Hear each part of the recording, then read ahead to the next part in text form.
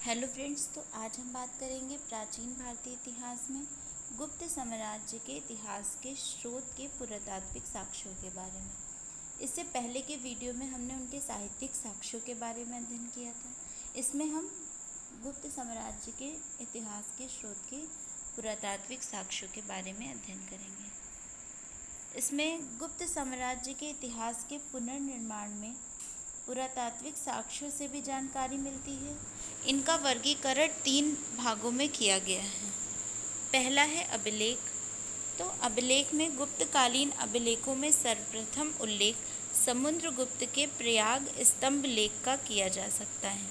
यह एक प्रशस्ति है जिससे समुद्रगुप्त के राज्याभिषेक, दिग्विजय या उसके व्यक्तित्व पर प्रकाश पड़ता है। चंद्रगुप्त द्वितीय के उदयगिरी लेख से प्राप्त उसके विषय दिग्विजय की सूचना मिलती है। कुमारगुप्त प्रथम के समय के लेख उत्तरी बंगाल से मिलते हैं। दूसरा है स्कंदगुप्त के भीतरी लेख से हूण आक्रमण की सूचना मिलती है।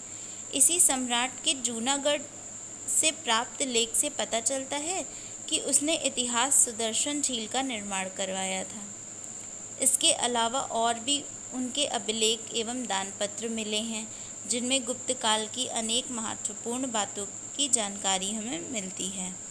इन अभिलेखों में तिथियां गुप्त संवत में दी गई हैं और इनकी भाषा भी विशुद्ध संस्कृत है। इतिहास के साथ ही साहित्य की दृष्टि से भी गुप्त अभिलेखों का विशेष महत्व है। इनमें संस्कृत भाषा तथा साहित्य के पर्याप्त विकसित होने का भी प्रमाण मिलता है। दूसरा आता है सिक्के। गुप्त साम्राज्य के अनेक सिक्के प्राप्त होते हैं।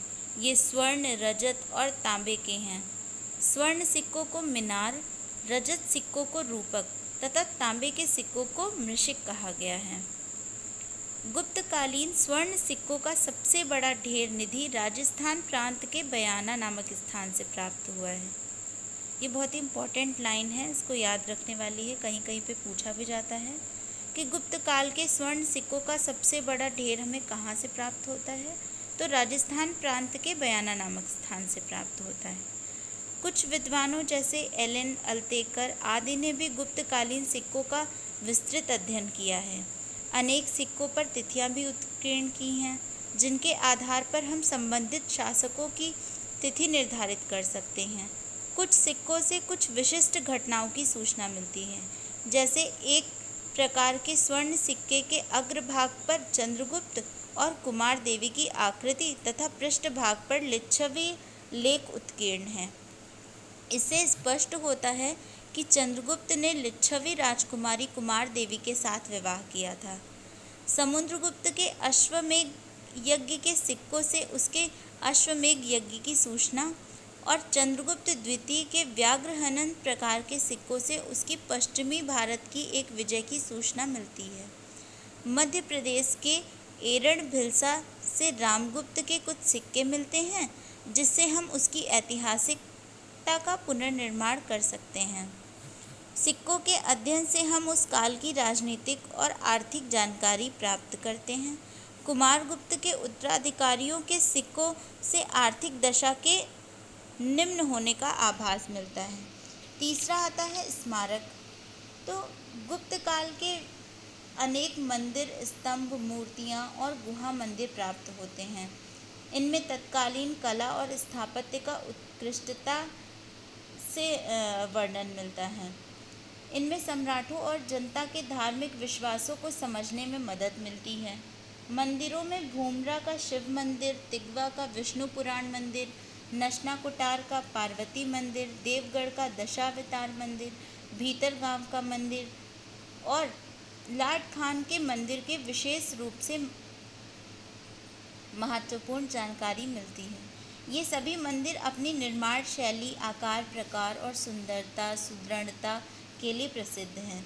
मंदिरों के अतिरिक्त सारनाथ, मथुरा, सुल्तानगंज, करमदंडा, खोग, देवगढ़ आदि स्थानों से भी बुद्ध, शिव, विष्णु आदि देवताओं की मूर्तियां प्राप्त हुई हैं।